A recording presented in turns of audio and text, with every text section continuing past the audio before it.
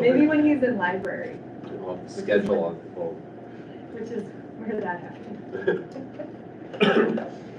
Okay, no public comment.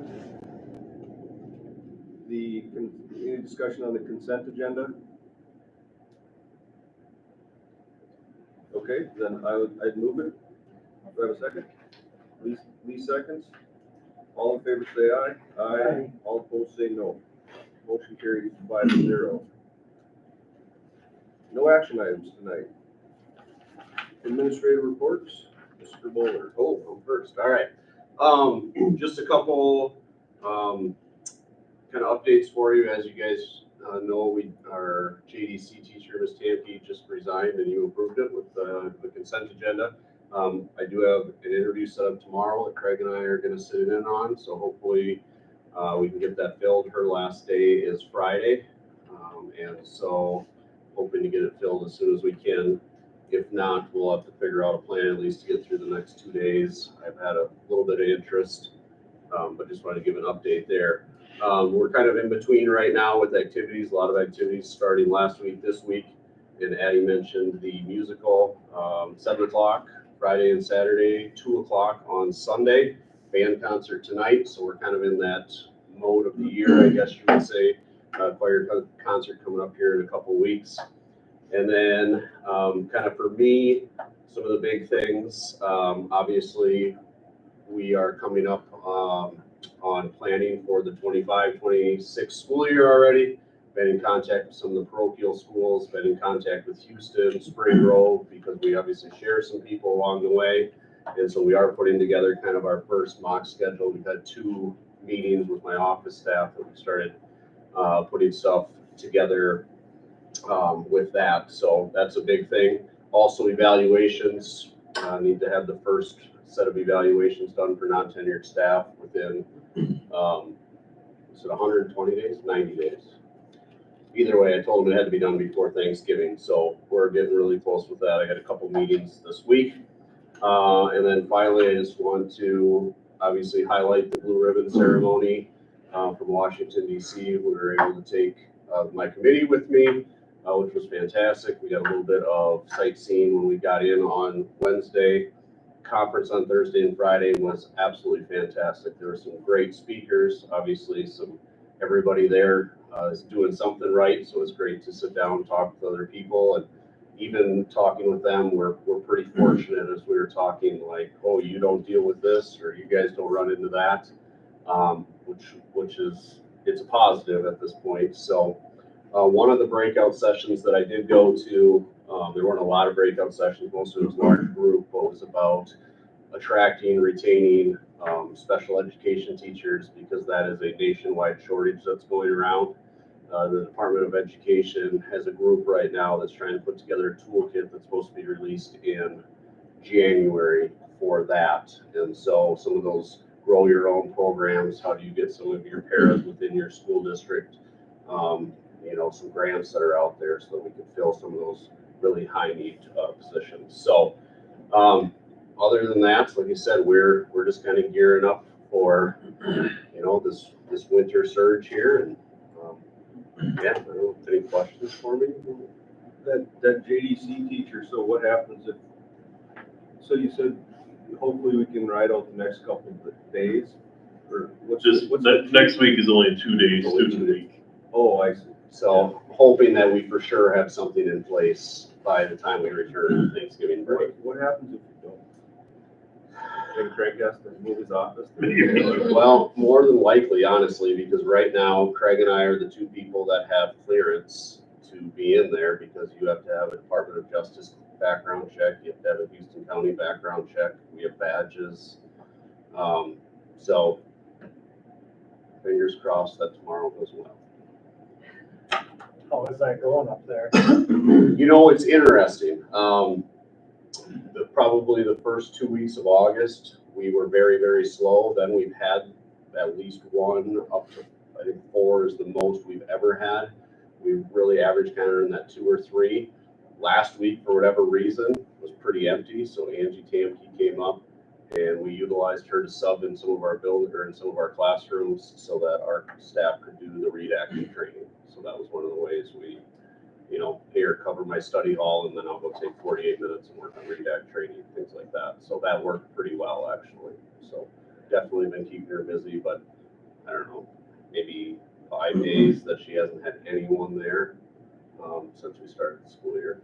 So if I'm gonna be really honest, I expected there to be more kids. I expected us to have 6 to 8 on a regular basis, but that has not been the case thus far. So some of these kids come in for like just a week or? Not even sometimes. So what happens, like their districts, or they get in trouble with the law, they get sentenced to 2 days of juvenile detention in Houston County? I mean, I don't understand. Yeah, and then it's usually while they're waiting their court date in their county, so they come here for up to 8 days, and then when they go to their court date, and then hopefully they get probation or whatever and go back to school, but. Yeah, some kids have been denied. I mean, they haven't been released, so then they have to wait, and they have to, then eventually the court will rule on where they're gonna go. After that, I know the day that I subbed, the one young man that was in there had been denied release the day before. But yeah, I would say kind of from all over, anywhere from, really, I would say anywhere in the southern half of the state over to, Fairmont, Redwood Falls, Mankato, Northfield, Austin, Rochester. So kind of in our corner, I guess you would say, which there is no other facility in the southern half of the state, so it makes sense. Yeah. If you had to guess, how many were from Houston County or a different county? One that I know of. From Houston County? I think there's actually been two, but not very many. How's the paperwork been going as far as the billing and all that? Because it's, That's all wait until the end because we don't know how many students and what our total cost is gonna be. So they'll so get it's not billed. in progress. Well, the paperwork is, and then getting the records and all that, and the Google Doc and everything is all there with all the information. But I can't start billing because we don't know till the year is up how to divide up the salary and benefits amongst however many attendees there are. So basically, it'll end up being our cost divided by the number of days, total days that we served, and that's what's going to get billed out, so. Yeah, but right now, we have to take attendance every day, down to how many, minutes that they were offered service, so like next week, on Tuesday, we have an early out, so that's obviously less minutes for that particular day, if they're on an IEP, because that changes things, and so we're just documenting everything right now, so. So I guess you can call them billable hours, right? I mean, so, And they'll get an invoice at the end of the year. all right, so anything, Yeah, end of the school year. anything that's not billed out, we pay out. We'll Well, bill that's the every- only thing for our students, Yeah. our resident students. Okay. Everything else should get billed to the other district residents, the residents of those students that are in the city.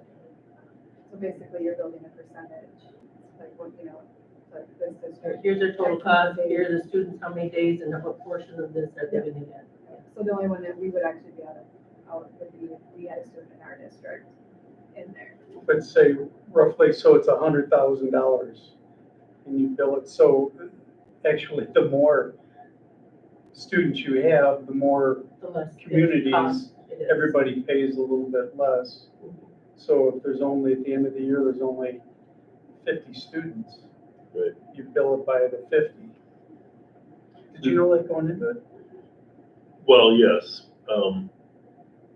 but when in the past, when we would get bills at the end of the year, I was like, how could it cost this much?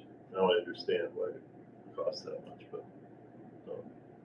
Is this a system that is all over the state? I mean, we've got one quadrant, however the state's working out. Previously, I think there were only two or three short-term facilities in the state, and we're the fourth now.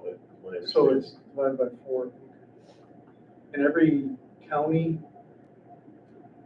every other school district that's actually administering it, like we are, the same thing applies, they're fronting all the money and they'll get payback later.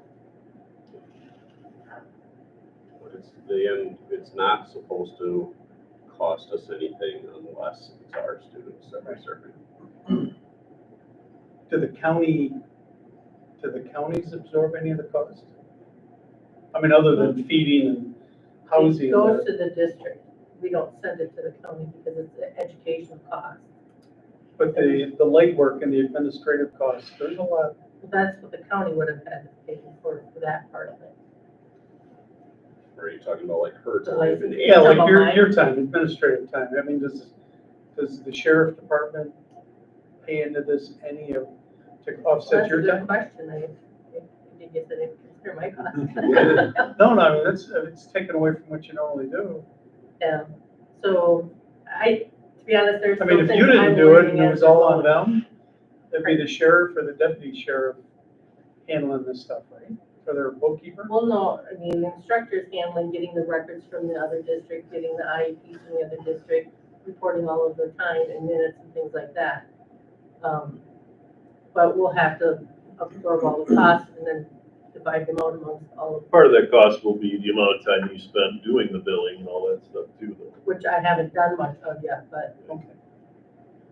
because we haven't gotten all the costs and there's still students coming in. And now could be another change in cost because of who might fill Angie's position. Oh, as far as a lesser Could be greater less, it could be salary? more, we don't know. But it's an interesting question, Tim, because Nathan and Craig, For you're your both spending salaries or? time on it too, you know, and it's, yeah, I went to. Well, Angie Morgan and Cindy Collar will Yep. spend a fair amount of time with Mars reporting because they have to Cindy make has sure, her, yeah. they have to make sure that everything is square with the state. Because if we have a kid that don't pick a school, they have to make sure they're not claiming them on Mars. And, you know, like, it's gonna be a lot of tedious work at the end for not a lot of time, that the kids are here. I still don't, I guess and I don't know if I'm a lone ranger on this, I don't understand why all this falls on school districts to do as opposed to county juvenile detention It's facilities. just the way the statute lays out. If the juvenile detention city, or if the juvenile detention center were located in the Spring Grove School District, then they would be in charge of the education. But because it's in our district, we're in charge of it. Even to take a step back, it's probably, you know, just public education as a whole is wherever the kid is residing, it's that district's duty to provide. So even a step farther back from that, it's like a basic Minnesota law. Most states have it, not just Minnesota, but if there's a kid there, you have to educate them. But yeah, our students, you know, so to say, our students aren't really reaping any benefit from this program. That's a tough pill to swallow, but can't really do anything about it. I like your shirt, Nate. Thank you. Yeah, we just, we did an order out to everybody, on staff, and so hopefully within the next week, we'll all have one. So, When are we gonna get the big banner? okay, oh, thank you. So there's a banner in the Commons that's already been hung. The banners that are going on the light poles in the front of the school came late last week. And so, I talked with both Matt Stemper and Rich Johnson about getting those put up. The banners are here. The lumber for building the frames was picked up on Saturday, and I'm hoping by the end of the week, we can go drive some posts and get them out so that they're out for A, Thanksgiving, and B, before the ground freezes. Yeah. So, So it's a fabric type, weatherproof fabric. yep, it's an outdoor with. So it's gonna need a frame, you know, a heavy duty frame, otherwise it's gonna blow and rip in the wind, right? I did 2x4 frame with a couple center supports. So had some nice screws, some big old washers so that they are there tight. So, Yeah. hoping by the end of the week, we're gonna be putting signs out.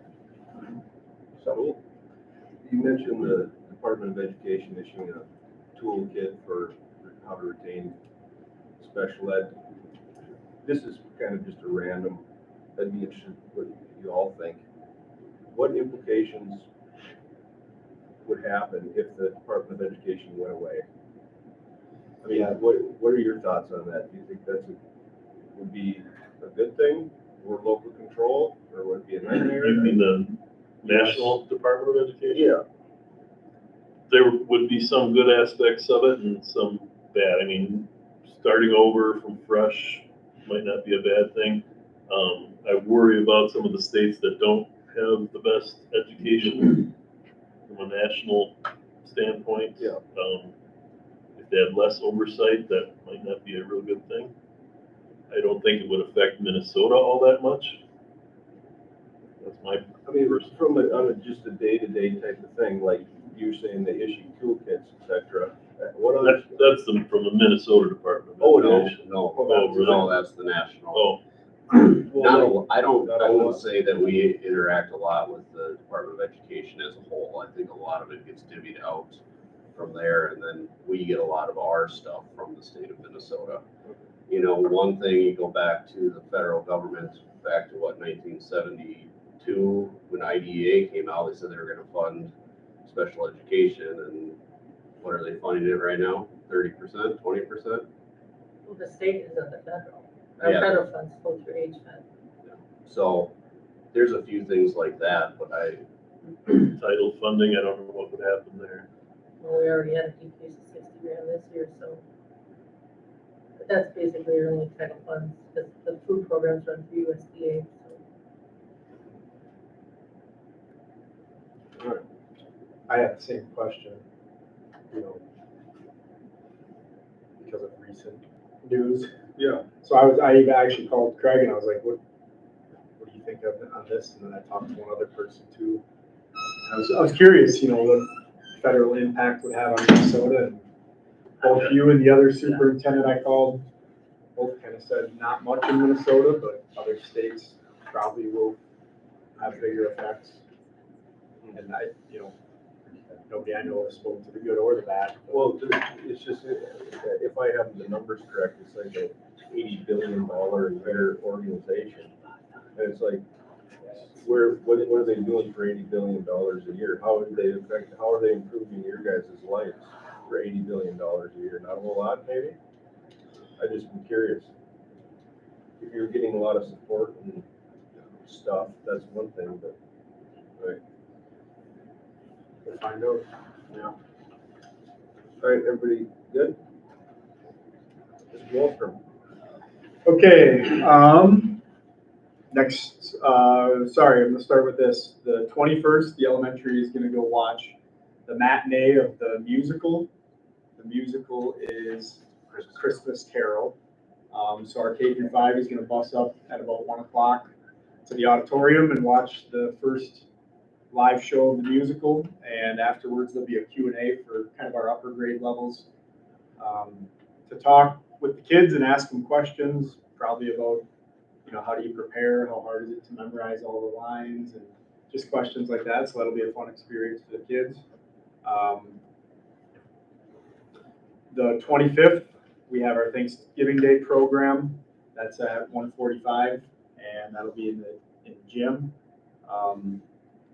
It'll be about an hour long, bunch of songs lined up from Miss Myery. And yeah, so that's 1:45 to 2:45. The very next day is going to be our second fun day. I've talked about that a little bit, I believe, but the idea behind the fun day is we have that READ Act core training, which is mandatory, and just trying to build in time for our teachers to do that training where they can have no supervision and really lock down to get it done. So yeah, that'll be good 4 hours for them. On that day, we'll have a rotation. We'll have like a movie station, about 45 minutes long. We'll have an exercise station, which Mr. B and some other helpers will help out with. As of today, good chance your wife Lissa is helping out, and also Bob Burmester might get a bounce house for us in in the gym, which will be fun. I hope that pans out. And then like a creative station, arts and crafts, probably Thanksgiving themed of some sort. So kids kind of rotate through, have lunch, lots of activity, lots of moving around. It's a blast for them. They're working their tails off. It's really been a strong year, and kids are doing really well. It's a fun day for them, but it benefits the teachers as well. So have a bunch of high school kids coming down again, which is super helpful. We're gonna have a few more parent chaperones for this second fun day as opposed to the first one, which will be super helpful for me. And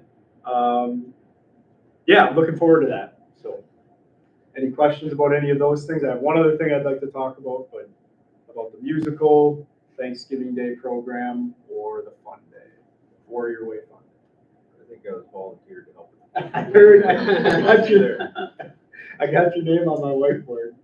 So, yeah, I wrote it. As long as it's not a dunk tank. That was where we were gonna put you. That was the surprise. Might have to activity. No, it's a good time. It's really, the kids enjoyed it last time around, especially because the weather was still good.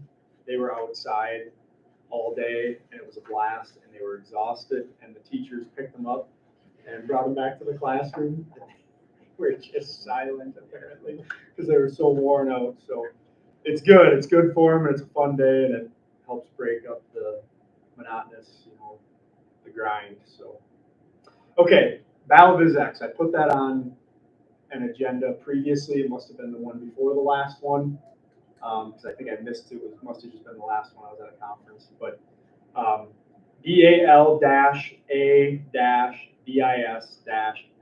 Balaviz-X.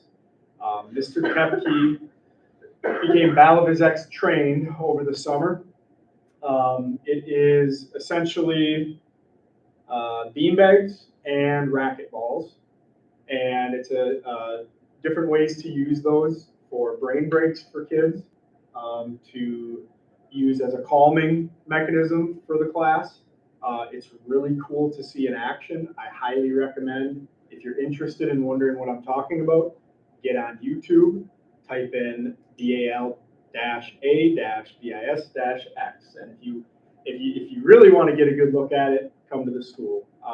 So on my whiteboard, when I first took the job, one of my kind of big picture things I wanted to do was to expand it from Mr. Kepke's class to the entire school.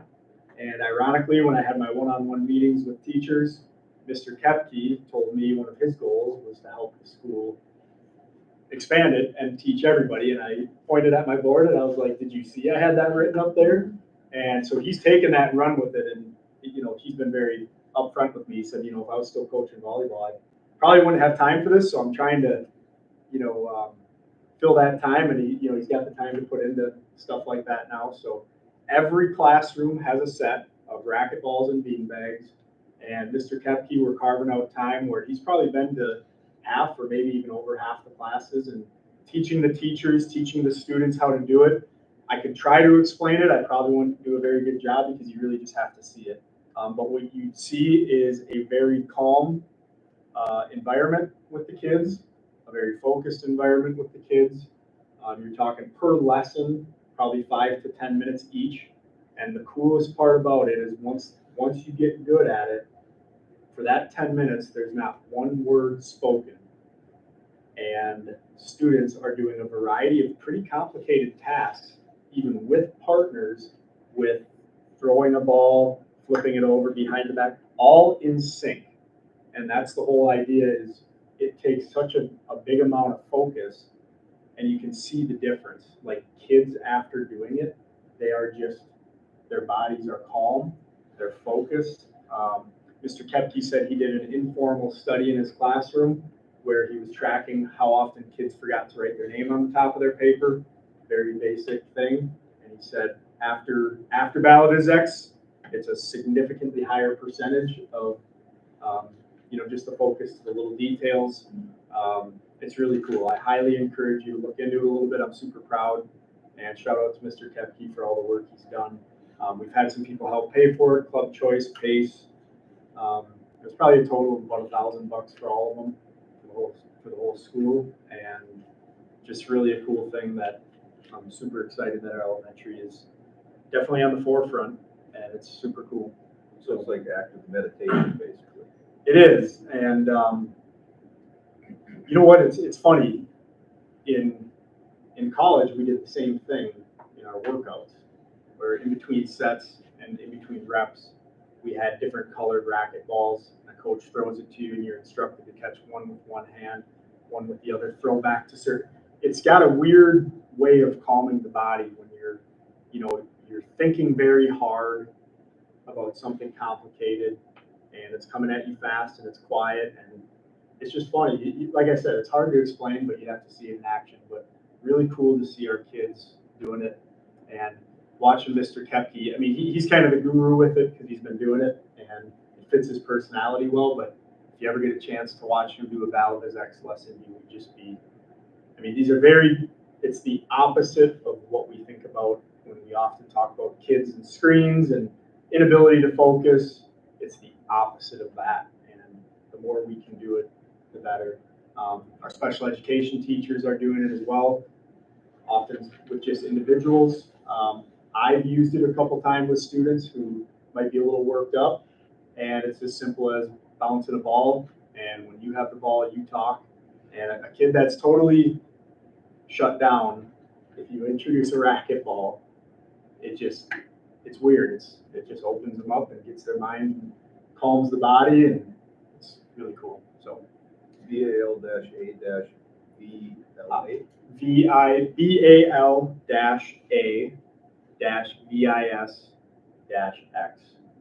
And you'd find a bunch of videos on YouTube. I believe it was WXOW or News 8000 that actually you can see Mr. Kepke. They did the training over in La Crosse, and you can see him in the video. But yeah, super cool. Stands for Balance Auditory Vision Exercises. Yeah. BAL, balance, A for auditory, VIS for vision, and X for exercise. And I believe it was originally, Mr. Kepke kind of told me, but it was originally used for occupational physical therapy in the medical field, and then just kind of expanded from there. So really cool. Gosh, what else was I going to say? Yeah, the rhythm is the part that really gets the kids dialed in. So if you can imagine, 20 kids with one sandbag, it's very controlled, the whole thing, but you might hear, the slapping of the sandbag in one hand and then the slap back here. And it's all of them will hear the rhythm and they'll have to adjust. If they hear that I'm moving a little too fast, I'm ahead of the rhythm, that they have to slow down. And you can just see the wheels watching these kids do it. It's so cool. I mean, they're just in tune with all their senses, which doesn't happen that often. We're using them all the time, but to have to think about it, the coordination and the sound and the vision, and pretty cool stuff. So super proud of Mr. Kepke, and our teachers are diving in head first, even those that aren't really the coaching style, everybody's really pretty excited about it. So cool thing. All right, good deal. Ms. Wallin? Yeah, last month I went to the Minnesota Community Ed Association conference. That was great, just lots of things to learn, connect with other community ed directors who, going through the same things as our programs do. So really great learning opportunity there. We had early childhood screening 2 weeks ago. We screened 27 kiddos, getting them ready, seeing where they're at for kindergarten. And then we just had our community ed committee meeting just before this, and discussed the facility changes that we proposed at our last meeting that you guys looked over and we'll talk about tonight. And then discussed our next catalog and just different ways to go about advertising. Yeah, it was a good meeting. That's all I got. Was there a lot of other community ed directors that had daycares in their districts? Or No, they use, actually. So that's the one thing where very few others have the same experience. Yeah. As we do, but yeah. So we're pretty unique in that department. Yeah. Huh? Yep. Mr. Erkey? Oh, I just happened to run into somebody who's moving out of the district just for other reasons, his family and all that, but their kids went to the school daycare and they just loved it, absolutely loved it, loved the hours that, because they both worked in lacrosse and, Good, glad to so hear that that. was good to hear. Yeah. They were happy on all fronts and they didn't even mind the pay increase, because I know that was a hot topic for a moment. And Right. that didn't bother them in the least bit, because they know when they move, they're gonna make more. Right. So Okay. I thought that was nice. Yeah, I like to hear that. Yeah. All right, Mr. Ricky? All right, I don't think we've all been together since, well, we did the canvassing meeting, but that was real short. I just want to congratulate Lee and Spencer on their re-elections to the board, and Julie Agadol for her election to the school board. I've been in contact with Julie for phase 1 training. I don't think she's able to do the one in La Crescent, and she's, Karen registered Julie and I for the August 4th, or December 4th, phase 1 training. It's a virtual one from 6 to 9 p.m. And I told her I would be on that with her virtually, and if she had any questions during it, she could text me or whatever. That's coming up. We've got her registered for the MSBA website too. Right now she's got her merchant's email on there, and when we get the school one, I'll change that over to a school email. But health insurance, I want to give a shout out to Karen. There's been a lot of people who are switching over to Blue Cross Blue Shield, and a lot of people that have come in and asked Karen questions, and she's been very good with getting them the information they need for that. We had a crisis committee last week, and reported that our distributed antenna system will, they're going to come to the elementary school and do some wiring and things during the week of our spring break, and then the middle school, high school, first week of summer, and then we'll have that up and running. We'll have to, they will test it, make sure it works, and then we'll probably have Officer Zender, somebody else, or Karen bring the radio and wander around, and because they're pretty mostly miss. I was going to say hit or miss, but mostly miss inside the building. So, and also we decided we're going to go with Syntegix for. I'm still looking at some pricing things with that, but for to have like a wearable monitor if there's an emergency situation. So I don't know, you got anything you want to share about that? Well, Syntegix was the one that was in operation in the shooting in Georgia. Just so, I mean, it seems like they've got Mm-hmm.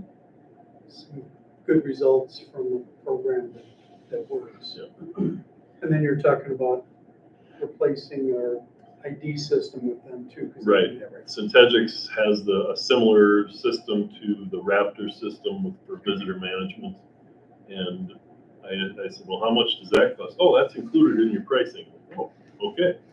So we would probably shift away from Raptor, and I think it's incredibly similar where you swipe your ID and things like that. But, And those panic buttons, just correct me if I'm wrong, through the training, the teacher they'll all have it. They can push it once or twice, and they'll send the cavalry. You know, that's a police matter. If they push it multiple times, that would be a health issue. It would be or maybe vice versa. I think it's the other way around. Okay. Yeah, so that way, if they're panicking, and it seems like it's something they could do without really having to do much. They don't have to find their phone. They don't. It's on them all the time. So it would be an immediate, plus the GPS is where that button was pushed from, so it knows where the problem's at. So, seemed pretty solid. the other thing I want to report on is Veterans Day. Give a shout out to especially Emily Engen and Terry Larson for programs. I didn't get to see the middle school one. It was over here. I don't know, how did that go? So, really good programs. I think we fed about 30 veterans for breakfast in the elementary, and there were at least 20 that had lunch over at high school. Some of them were the same people, but that was okay. So really good programs.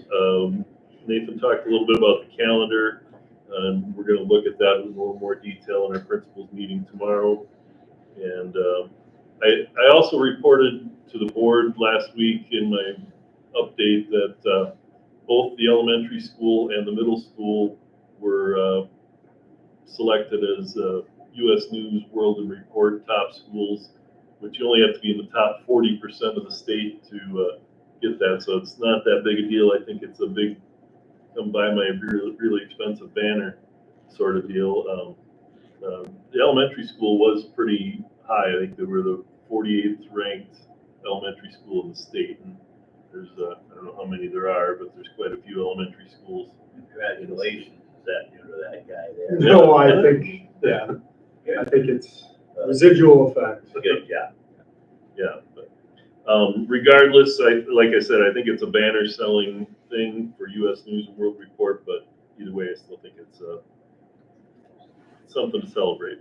I know Barb's been doing a lot of work with the audit and truth and taxation, so I want to give her a shout out too. And as you guys know, she's always working hard and doing good things for us. So that's about all I have.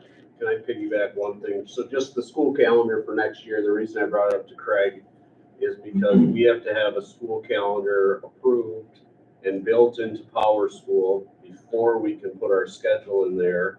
And so that has to be done. Then obviously the schedule needs to be uploaded, and then we have students register for classes. And then the reason we start with seniors and work our way down is because sometimes we switch where things are in there. And so we really have to have those pieces in place before we can register kids. So if we can have a calendar by the February meeting, that would be awesome.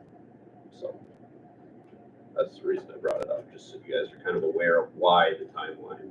And did I send out, I think I sent out a copy of the draft that we did for the early start. So if there's anything that jumps out at you, give us a shout, because between now and January, we're gonna have a more concrete one that we're gonna bring to you for approval.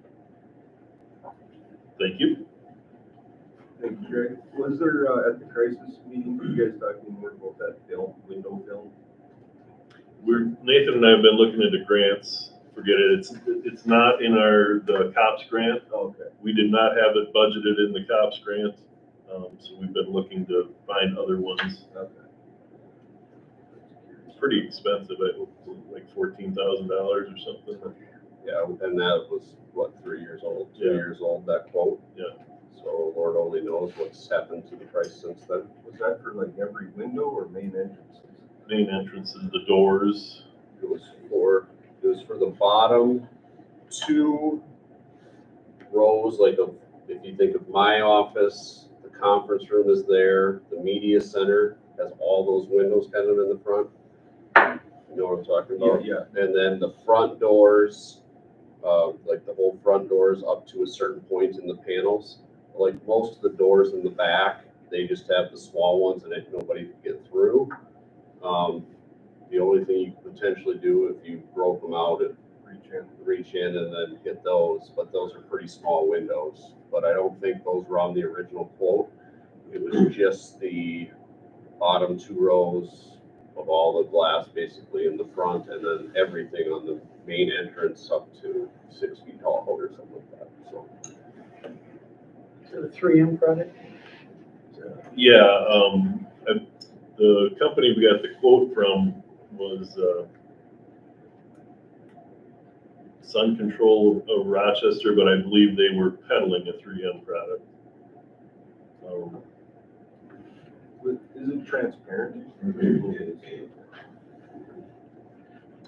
Okay. Barb? Summer employment, we request to fill another survey in this year. They pay us off, they'll pay us for last year off the survey, and then they shoe it up after they get done with the audit. Attended a bunch of other meetings, and just doing a lot of the reporting that's needed for the year and stuff like transportation and et cetera, which is for special ed.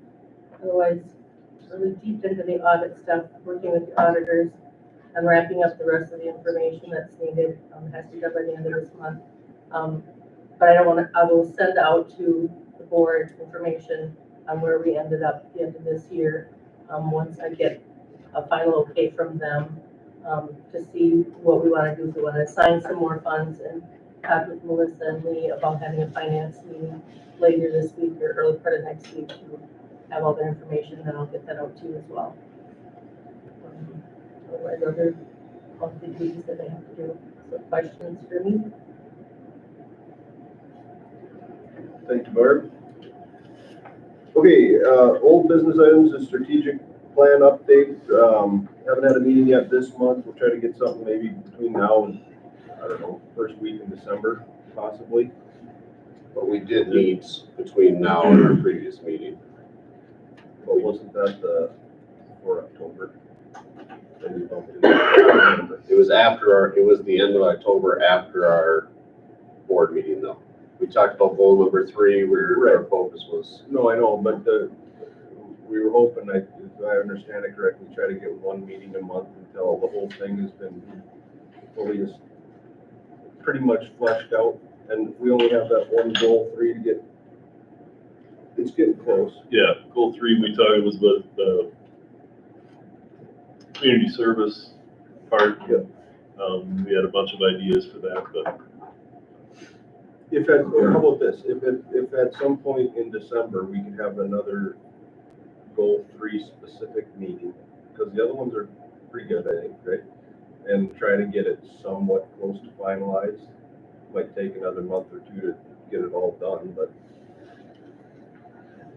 And then I'll take responsibility for like trying to organize times with everybody. How about that? Okay. New business stuff, the MSP Annual Leadership Conference, January 16th and 17th. What am I supposed to do with this, Craig? we need to know if people are wanting to attend so that Karen can make reservations and get us signed up for the conference. There's usually some really good sessions. Spencer and Melissa have been several times. You guys got anything you want to say about the conference? Oh, it's always good. I mean, they've got very good sessions you go through. Probably the most popular ones in Minnesota State High School League. Got all sorts of questions of them, and of course, too, I think they finally did approve the 9th grade as part of the high school league that got taken care of. That's been on the docket for a few years now. But no, it's well worth it. I'd like to go up for both days. I don't know if I need to go up for that. I got about 600 hours or so for that. I imagine Julie's going up early to get that phase 1 and 2. She's going to do the phase 1 remotely on December 4th. That's good. Yeah. Well, she should have plenty of money. Her and Karen were the big winners the other night at the Ice Lion, so it'd be nice. I'm just picking on her. Did you win anything, Karen? Not much. I know Julie got called a couple times, so, yeah. So outside of that, that's right. I don't have anything to do because from Wednesday till about today, I was working on a hacker situation on my computer, but Barb and Karen got me squared around, and the La Crosse School District got me squared around today too, so I'm down to about 2 or 3 left, but that is what it is. It's one of the disgusting things in America. You just gotta be careful, I guess, you know. Otherwise, that's it. So if you guys are planning, anybody that's planning on going to the MSBA conference, if you guys could just send me an email. By December 13th, is that Yeah, the deadline? yeah, I've got hotels reserved, but I've got to cancel them by December 15th. Or else we're charged for them, so. Sounds good. And then the school policy, the use of district facilities and equipment policy, we gotta review that and finalize it by April. Is that my understanding? We would like it to be like done and finalized in December and then have it go into effect January 1st if possible. That would be Okay. ideal. We did Oh, talk I'm about, sorry. April, sorry, The April resolution. that was me, that's a typo, not. Oh, okay. Sorry. No problem. December. Well, I was up there, I don't want to do something. Yeah. Okay, so this is the first look, and then we approve in December, correct? Right. Is there anything that you would like to, I mean, that we should like be aware of about this? The biggest thing is that this has not been updated since at least 2004. Probably prior to that, but that's the earliest actual documentation I could find with the date that the last change. So definitely like fees and everything need to be updated. Some things need to be taken out and adjusted. We added the school district vehicle usage because there just isn't a policy anywhere that we could find involving the district vehicles.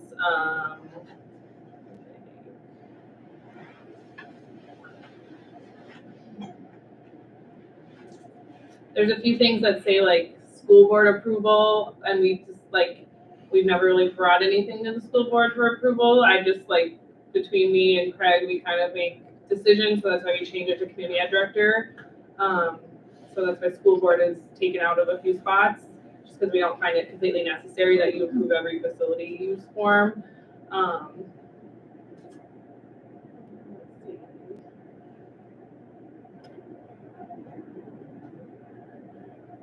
So the hours were inaccurate. They Yeah, have the custodians, working from 1 to 9 p.m. on Saturdays and 2 to 8 p.m. on Sundays. We don't have anyone on duty for those, so we changed that a little bit. How often was the facilities rented out in the last couple of years? I mean, we rent it out of like, a few times a month, or I don't know, it depends, like it's, so like, it could be rented for like weekend things or whatever, or it might just be like someone will rent a classroom for, to use it for whatever, you know, it's just, it varies, I guess. And so sometimes it's just really small, like, yep, they rent the classroom or they rent the gym for a little bit, or sometimes it's big and they need the auditorium and they need the commons and all that stuff, so there's a wide range that we get. How will this impact our ops grants, security?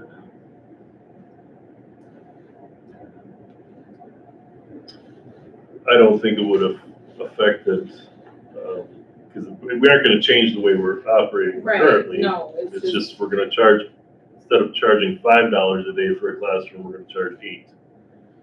And then adding Which is that, still like, pretty cheap. yeah, then adding things like they need to provide use of our, proof of insurance, and they need to adhere to like our fire codes and things like that, so just adding a few more things for liability purposes too. Just smelled my kid's next birthday party. Yeah. It seems hardly worth the trouble. $8? I mean, why even bother? Honestly, what's the point? I don't know. Was this just kind of originally printed off the MSBA web, or MSBA suggestion, we adopted it? I don't know, it's No idea. been 2004 when it At was least. adopted, and I'm guessing the prices, even, you know, we want the building to be used, we don't want it to be a large fee, but we do have custodial things, we do have people using toilet paper, we, you know, have to fill the paper towel dispensers and things like that, so we want people in, but we just can't eat the cost of everything is Right. what this is reflecting. So, and that's a day, like $8 for the day type of a thing? Fees are per hour unless otherwise noted. Oh, okay. I brought up at the meeting, the community ed meeting, that I had a concern from the standpoint on the class 2, where you've got groups like nonprofit youth, charitable groups, organized community service groups, citizens groups. They're being, in the new adopted one, the recommendation is to charge them. And my feeling was not to, in my opinion, the college extension programs, political parties, religious groups, or private schools, they should pay a fee. But I think if you're coaching a youth basketball team and you want to use the gym, but if you do need a custodian, in my opinion, then you pay for the custodian. But just for a rental fee for our youth groups, our nonprofit groups, I think it's, So our youth don't use the facilities here, they use the city auditorium just because there's no space for them to, and then they can go after school. So they actually rent out the auditorium. Are you talking like let's just say like third yeah, grade? I don't know what Yeah. youth So groups are, I'm just going by what I saw on paper, I don't know. So a lot of it sometimes just depends on like when you're talking, so like youth basketball and I think youth wrestling both utilize the city auditorium just because of spacing, because like right now boys basketball are practicing, because now you have to go early, late, because you gotta split the gym. So it's a non-issue. So it's So- probably not really an issue, I mean, the only thing I can think of, I know at that times is like club sports, they want to use the gym, and then I think they should pay because it's not for everybody, it's not all inclusive, it's if you made the team, if you made that team, then they want to use it. I don't think we've had that here in recent years, but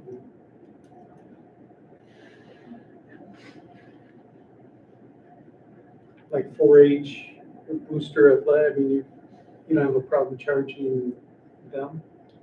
I don't have a problem paying it from a booster Pardon? perspective. I don't have a problem paying it from a booster perspective. I mean, Yeah, I mean, We you're still like rented- using the bathrooms, they're using the stuff, I mean, you know, so Yeah. we do need. I guess my that approach was, when you go, from my experience, Yeah.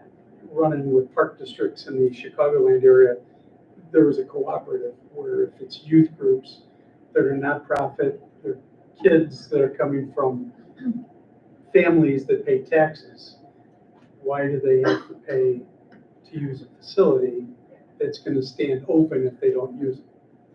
It's a tax-supported facility, and I would be opposed to them having to pay to And use I it. would argue that even though it might be empty, the lights won't be on. So you know, the electricity won't be getting used and the bathrooms wouldn't be getting used and it's not free to use toilet paper. I think it kind of boils down to it depends, you know, if Yeah. it was Saturday morning practices for your youth sports, or, you know, that anyone can participate in our district or whatever, that's different than, I wanna bring my AU club team in or whatever, and I wanna use it, and it's only for these 7 kids, and that's it, you know, there's a difference between the two, and I think I can understand maybe like the youth part, you know, where everyone can be there. But I would Maybe say, not be a charge, yeah, I but would say between now and December, take a look at it and if there are things like that, we can certainly change it for the second meeting. Okay. Sounds good. Board member reports, Tim, you got any? Melissa? Lee? Dan?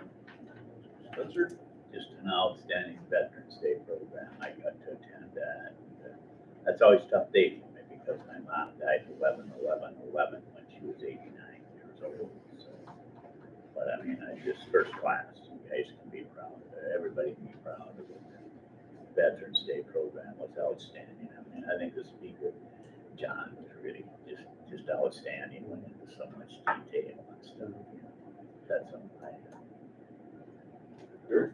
All right, all I had was, I was thinking at some point, we, as a board, should set some goals.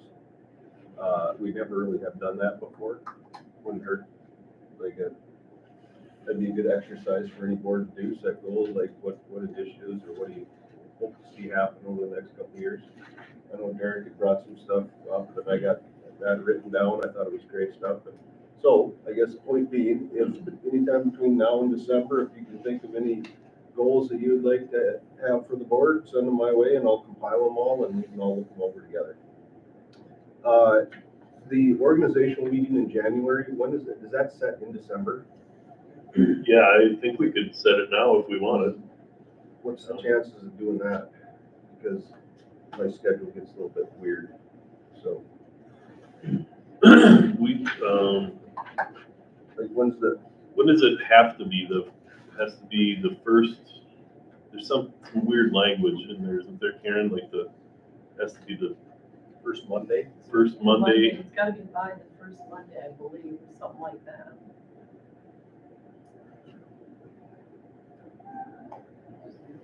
Could we just set it for the 6th?